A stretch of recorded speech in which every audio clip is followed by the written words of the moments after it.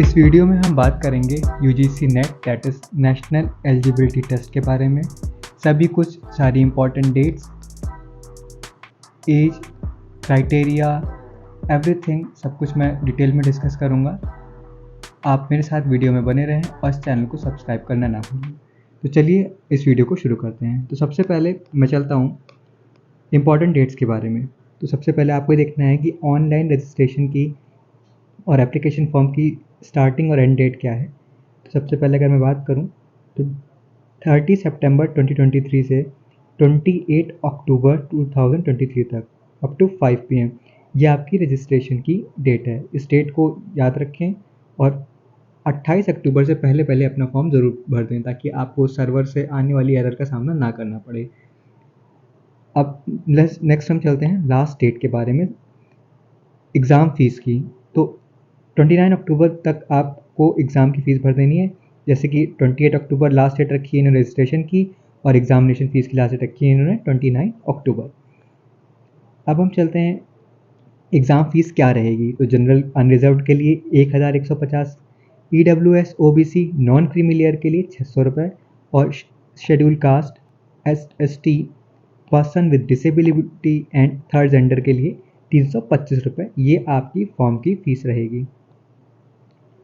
अब हम चलते हैं ड्यूरेशन ऑफ एग्जामिनेशन की। तो टोटल आपका 3 आवर्स दैट इज़ 180 मिनट्स का एग्जामिनेशन होगा और इसमें 2 पेपर होंगे that is paper 1 and paper 2 और कोई भी ब्रेक आपको इस पेपर के बीच में नहीं दिया जाएगा। इस बात का आपको विशेष ध्यान रखना है।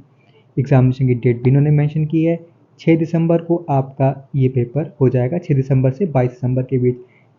नेट का पेपर आपका साल में 2 बार होता है, एक आपका जून में होता है फिर आपका दिसंबर में होता है। तो ये आपका दिसंबर वाला नोटिफिकेशन है।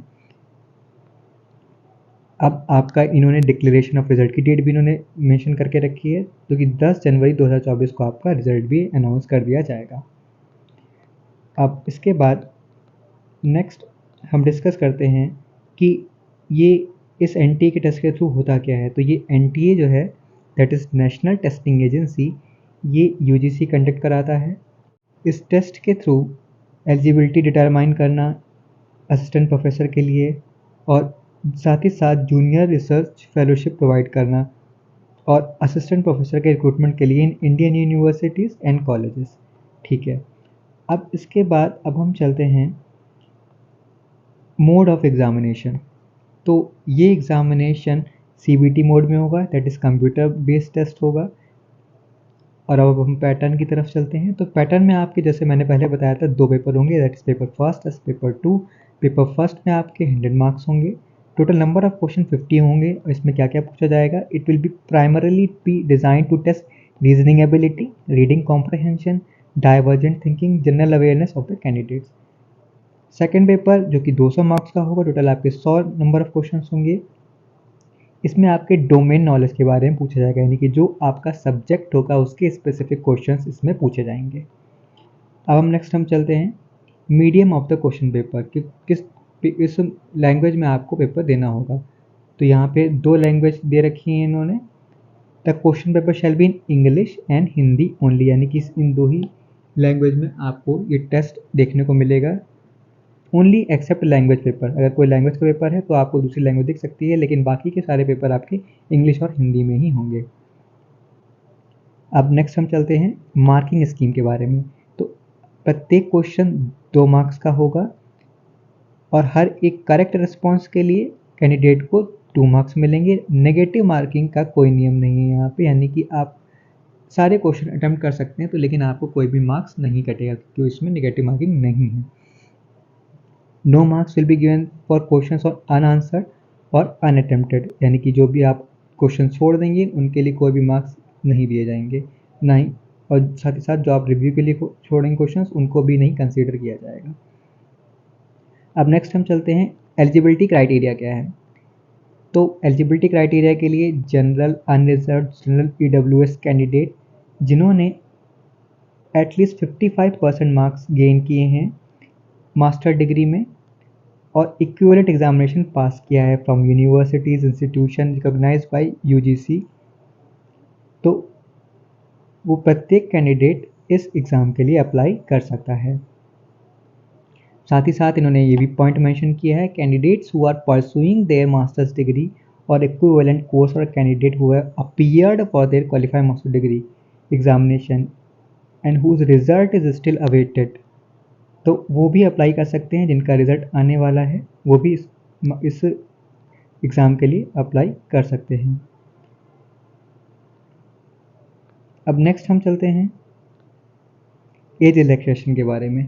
तो यहाँ पे अगर मैं JRF की बात करूँ, तो अगर आपको JRF के लिए अप्लाई करना है तो आपकी एज 30 ईयर्स से ज़्यादा नहीं होनी चाहिए। That is not more than 30 years age on first day of the month in which the examination is conducted. यानी कि अगर आपका एग्ज़ाम 1 दिसंबर 2023 को हो रहा है तो आपकी एज 30 ईयर्स से ज़्यादा नहीं होनी चाहिए। साथ ही साथ इन्होंने रिलैक्सेशन भी दिया है, relaxation of up to 5 years is provided.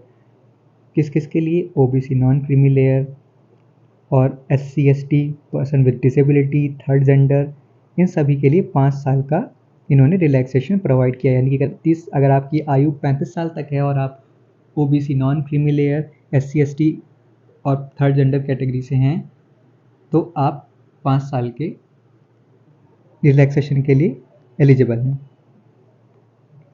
साथ ही साथ इन्होंने मेंशन किया है असिस्टेंट प्रोफेसर के लिए कोई अपर एज लिमिट नहीं है UGC नेट में, लेकिन JRF में जैसे आपने देखा कि 30 ईयर्स की इन्होंने लिमिट रखी है।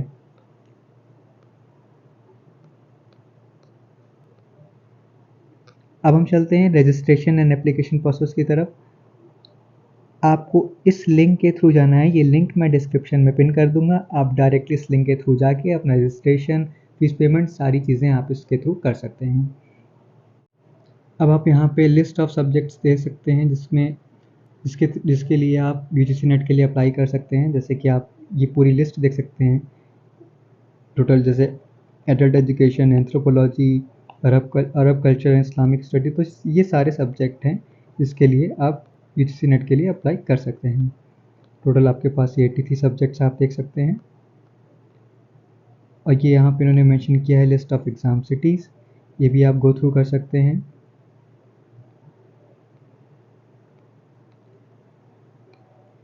तो ये थी कंप्लीट डिटेल UGC नेट के एग्ज़ाम के बारे में, और इसी तरह की अपडेट्स के लिए आप इस चैनल को लाइक करें, सब्सक्राइब करें, ताकि आपको आने वाले और भी अपडेट्स तुरंत ही मिलती रहें।